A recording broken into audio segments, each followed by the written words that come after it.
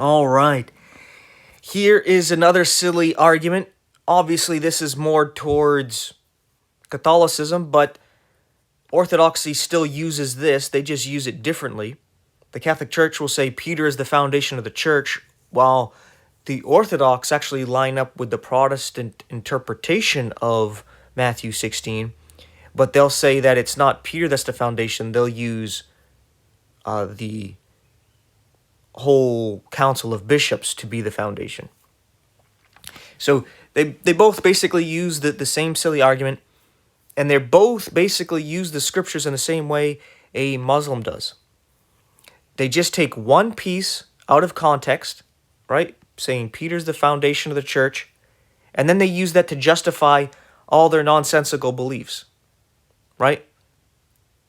So what I mean by that is a Muslim will come to the scriptures and they'll say, you see here where Jesus says there's going to be a comforter that comes?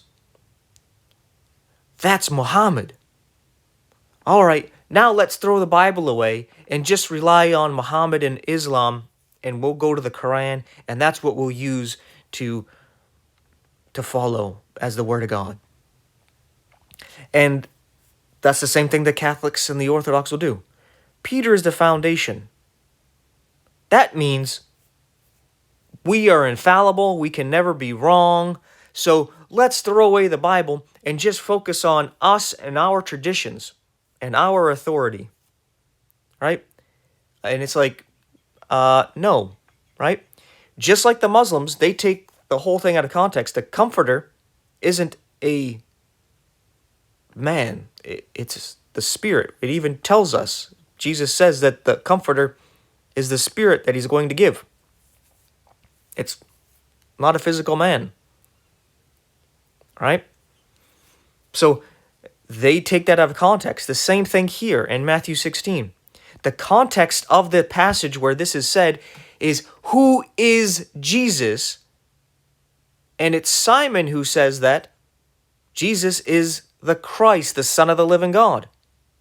And then Jesus tells Simon, you are Peter, and upon this rock, a different word, I'm going to build my church. Jesus is saying, Simon, you are Petros, and upon this Petra, your confession that I'm the Christ, the Son of the living God, that's what I'm going to build my church on me. And you can verify this by going to 1 Peter chapter 2, where I think it's by verse 8, where Peter refers to Jesus as the Petra, the rock of offense. And he says before that, I think at verse 4, that we are all like him, lively stones, living stones, that are built up on Jesus to build up the temple.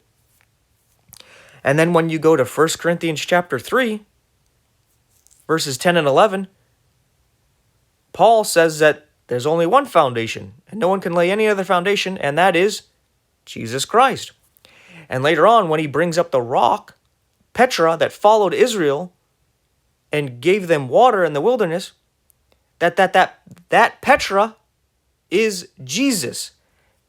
Peter is never referred to as the Petra. Jesus alone is referred to as the Petra. Two different words. And you can see this verified in the Old Testament, where only God is referred to as our rock and foundation.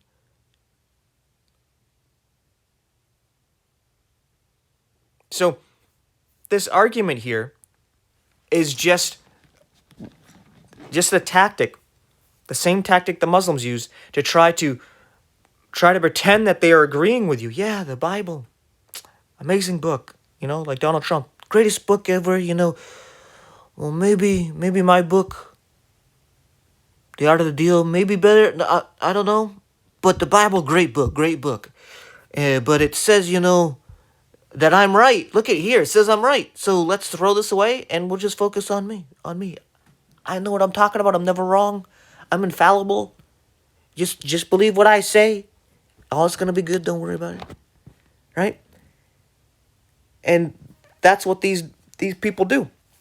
And it's only suckers that fall for these con men and their silly arguments that actually follow along with this. Because it's a silly and stupid argument. Because even if their interpretation is correct, it does not say that Peter is now infallible. Later on in that same chapter, Matthew 16, Peter tells Jesus that he's not going to go to Jerusalem and die, and Jesus immediately tells him, "Get away from me, Satan." Right? To Peter. So the passage in no way means that Peter is infallible, can't be wrong, and he's the authority over the church.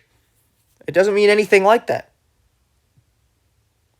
But they take it, oh, he's the foundation. He's given some keys, which in Matthew 18 we see the keys are given to the whole church. Wherever 2 or 3 are gathered together, they have the keys, right? And then in Revelation chapter 3, we read about how after Peter's dead, it says Jesus has the keys, but they want to say, no, they're passed on to Linus and not the other bishops and what have you, and not you. They want to act as though there's some separate priesthood, which I guess is another silly argument that I'll do right after this. So I'll stop it there. Thank you for your time and attention. Take care. I'll see you in the next one, and may God bless you and yours.